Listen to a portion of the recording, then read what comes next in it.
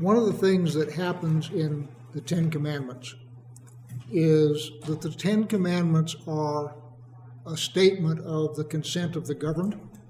Now, most of us believe that God is the owner of the entire universe, but the idea that he asks Israel if they will accept the covenant is extremely important as it reflects on human governance. Because if God himself asks Israel if they will be in covenant with him, how much more then should human government ask you for your consent to be part of their government structure? And by the way, that is reflected in our Declaration of Independence. Government is established by the consent of the governed. It is not something imposed on the governed.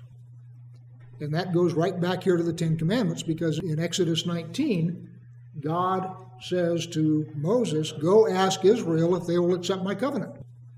And Moses goes and asks them, and they says, yes, we will. So then God comes back and says, okay, well, here's the covenant. And he gives it to them. So that's established consent of the governed.